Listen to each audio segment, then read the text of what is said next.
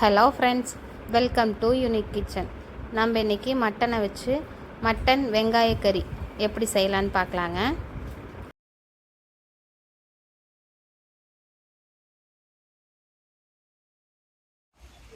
மண் சட்டியில் தாங்க செய்ய போகிறோம். மண் சட்டி வச்சுக்கலாங்க.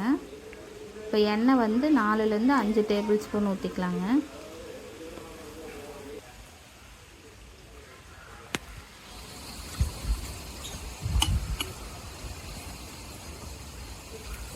எண்ணெய் ஹீட் ஆகட்டுங்க.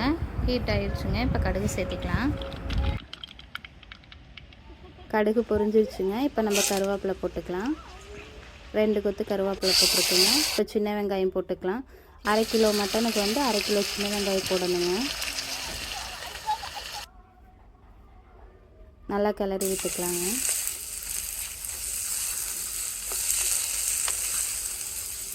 சின்ன வெங்காயம் வந்து நல்லா கோல்டன் ப்ரௌன் வர வரை வதக்கணுங்க.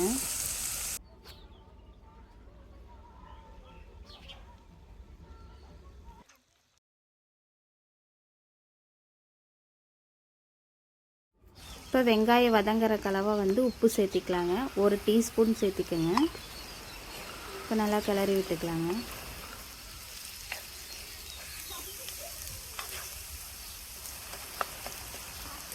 அப்படியே வெங்காயம் வந்து நல்லா கோல்டன் ப்ரௌன் ஆகவே அப்படியே இருக்கட்டுங்க.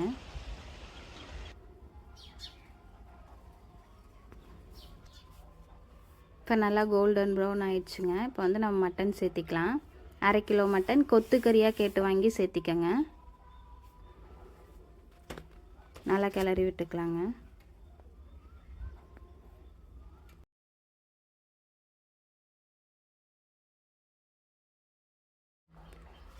நல்லா கிளறி விட்டு அப்படியே விட்டுருங்க. ஒரு 5 நிமிஷம் அப்படியே இருக்கட்டும்.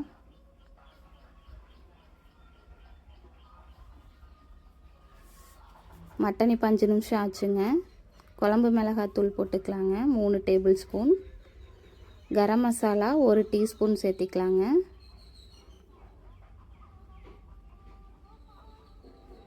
காரத்துக்கு தனி மிளகாத்தூள் 1 டீஸ்பூன் சேர்த்திக்கலாங்க.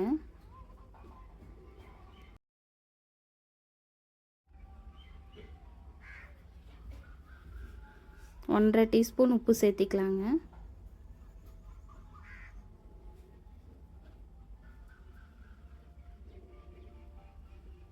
மஞ்சத்தூள் 1/4 டீஸ்பூன் சேர்த்திக்கலாங்க. இப்போ இது எல்லாத்தையும் சேர்ந்து கலந்து விட்டுக்கலாங்க. தண்ணி எதுவும் ஊற்ற வேண்டாங்க. மட்டன்லேருந்து இருக்கிற தண்ணியை வச்சு அப்படியே கலரி விட்டுக்கோங்க.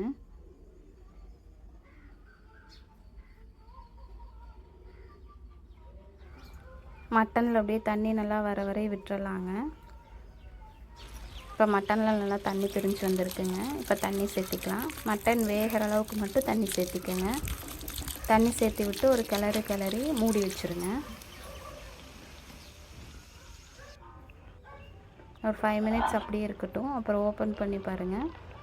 நல்லா கிளறி விடுங்க. கிளறி விட்டுட்டு உப்பு காரம் 2 செக் பண்ணிவிட்டு அப்படியே விட்டுருங்க. நல்லா கொதிக்கட்டும். அவ்வளோதாங்க, நம்ம மட்டன் வெங்காய கறி ரெடி. இதே மாதிரி நீங்களும் செஞ்சு பாருங்கள். உங்களுக்கு கிரேவியாக வேணும்னா இன்னும் கொஞ்சம் தண்ணி சுண்ட வரை விட்டுருங்க. இல்லை சாப்பாட்டுக்கு பிசைஞ்சு சாப்பிட்றோம் அப்படின்னா இந்த ஸ்டேஜ் கரெக்டாக இருக்கும். நீங்கள் கிரேவி மாதிரி வேணும்னா சப்பாத்தி, தோசை, இட்லி எல்லாத்துக்கும் நல்லாயிருக்கும். சாதத்துக்கு வேணும்னா இந்த மாதிரி செஞ்சுக்கோங்க.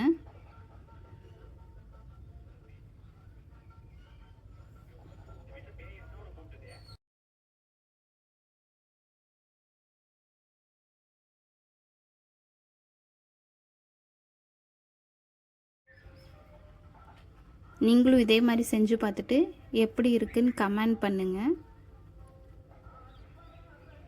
இந்த வீடியோ வந்து ஃப்ரெண்ட்ஸ் அண்ட் ஃபேமிலிக்கு ஷேர் பண்ணுங்கள். அண்ட் நம்ம சேனலை வந்து சப்ஸ்கிரைப் பண்ணி வச்சுக்கோங்க.